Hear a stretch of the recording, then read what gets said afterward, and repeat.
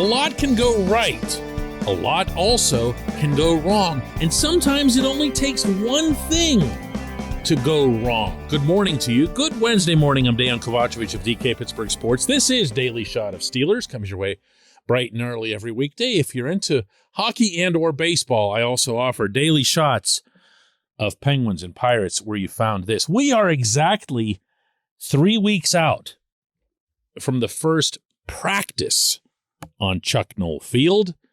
That'll be at 2:55 p.m. sharp in Latrobe, Pennsylvania. And I do mean sharp when it comes to this particular head coach. And for all we know, and don't bite my head off for this, but the worst thing that could happen to the team all season long could happen within 5 minutes of the first stretch because someone important can get injured. I'm not even going to name names because I don't want you to visualize it. But injuries are obvious. Injuries are the undoing of even the best teams in the NFL. I'd like to set them aside, even though we all know and should accept that injuries are part of the game and they will happen to this team as well as to all the others. What I find myself thinking about today is more along the lines of which is the performance, the singular performance, one player, that if that player lets you down, you're just hosed. You got nothing. You got no chance of making the playoffs out of the AFC North. And there are a few candidates, not just a couple. I would look at someone like, say, Tyson Alualu, who's going to be 35 years old. Yes, we know how he did play before the ankle injury that cost him most of the 2021 season, but we also know that he's a lot older now. And we further know that if he can't perform at something close to that previous level, there are guys, you can just go with two down linemen and have Cam Hayward and Larry Ogunjobi out there and mix in Montravius Adams or the younger guys based on their situational strengths. But Tyson is a variable here, and he's probably not all that different than Ogunjobi himself in that regard. So maybe I should just lump the defensive linemen together in that pack, meaning the non-Cam guys. Because let's face it, the defensive line was a big, big reason last year didn't go well for this team. How about Akella Witherspoon? How about him? Do we safely assume that because we saw him deliver a handful of splash in the second half of last season that he's going to be that guy? That he's going to be someone who can hold down 17 games on the outside? What happens when he falls off a bit, as all corners do? How does he bounce back from adversity? Or does he let it get to him and let it beat him down? We don't know that. If there's a hole in the secondary, even one, poof, goes everything. On the offensive side, you can look at the quarterbacks. That's easy. Okay, that's the lowest hanging fruit. But here's the thing. If Mitch Trubisky starts out rough, if he has 2, 3, even 4 lousy or subpar games, what's going to happen as a result? Yeah, that. And everyone will be fine with that, meaning, of course, Kenny Pickett would come in and take his place by popular demand. And when Kenny runs onto the field for the first time, it's going to be awesome. It's going to be, yay, here we go. This is just like when Ben took Tommy Maddox's place. So I can't even count quarterback. And I'm not going to cheat this exercise either. I'm going to select one player, one, who could blow this all up. This portion of Daily Shot of Steelers is brought to you by Point Park University. Choose from nearly 100 career-focused programs leading to bachelor's, master's, and doctoral degrees. Choose when and how you'd prefer to do that studying, whether it's at Point Park's gorgeous downtown Pittsburgh campus, whether it's online, maybe a flexible hybrid format would work best for you. Find out more about all of this at pointpark.edu.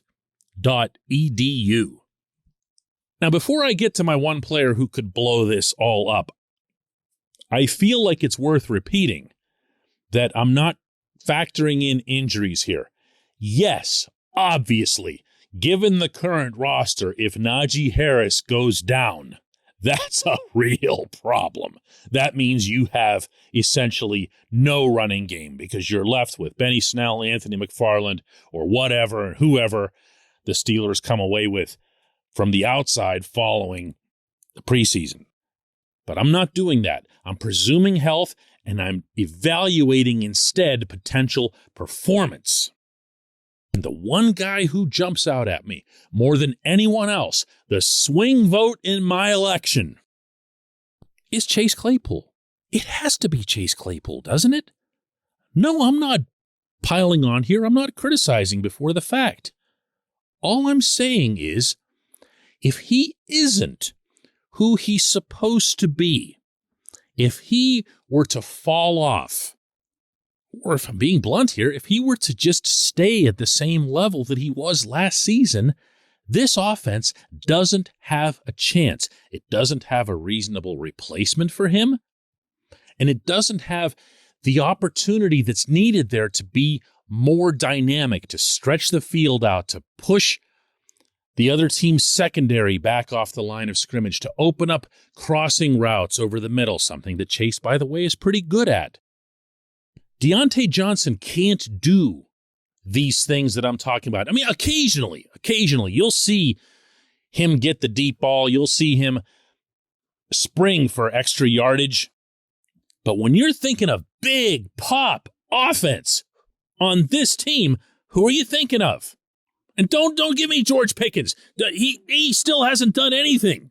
He still hasn't done anything in the National Football League. We have no idea.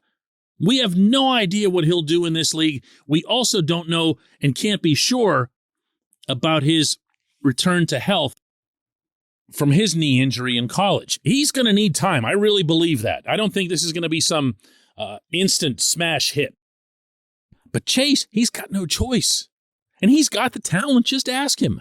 I might be the only person in town who didn't criticize Chase for his self-assessment that he sees himself as a top 5 or a top 3 receiver in the NFL. He should. He should. Tell me what it is that he can't do. You've seen the stumbles. You've seen the lack of fight for a 50-50 ball. You've seen inconsistency.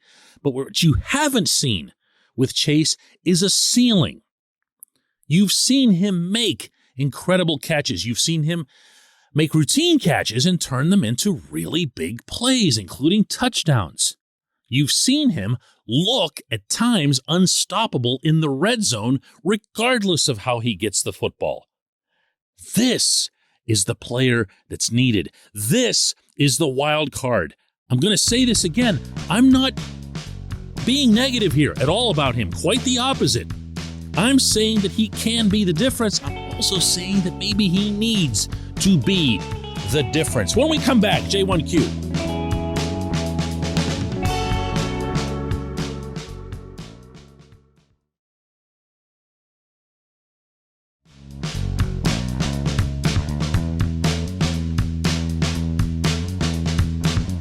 This portion of Daily Shot of Steelers is brought to you by our friends at Mike's Beer Bar.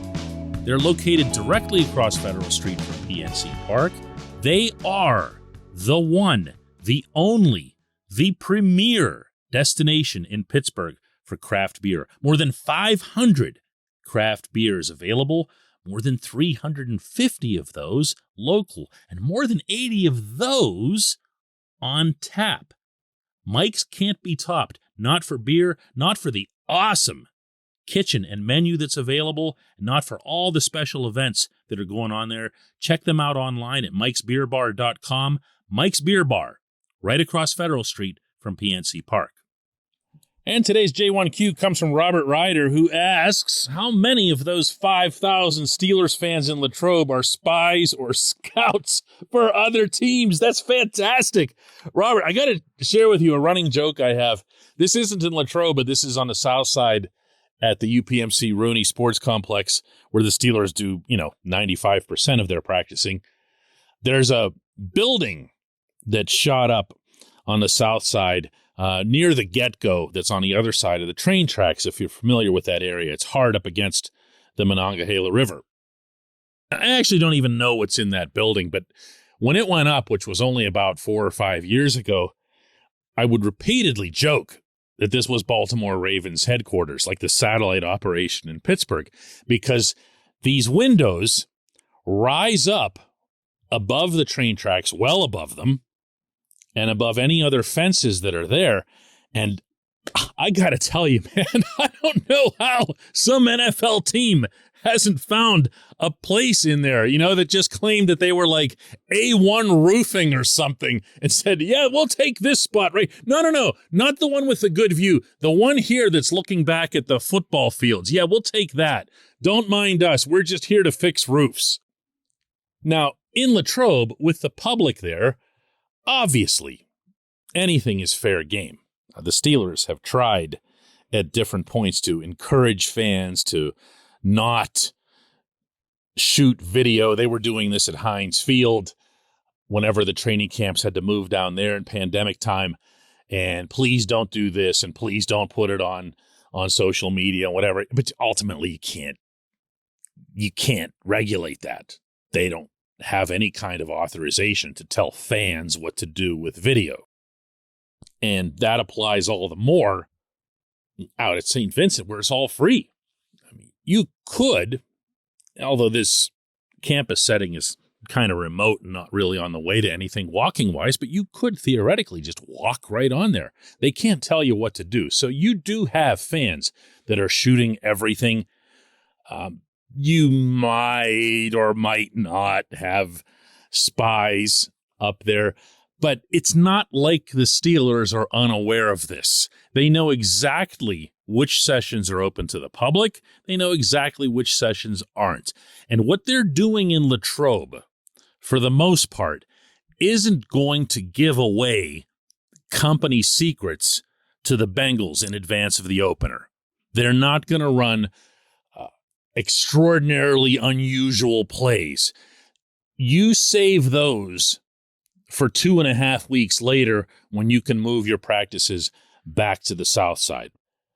And if you think about it, that makes sense. What you need to do in Latrobe is to separate bodies. You need to separate personnel.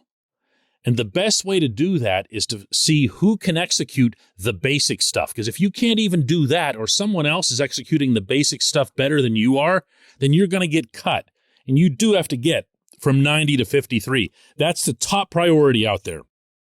In addition to conditioning, camaraderie, and all that other camp stuff, you start getting down to X's and O's, especially the intricate stuff, once you get down to the south side. Really, really good question, if only because it allowed me to tell that Ravens building headquarters story. Anyway, let's do this again tomorrow.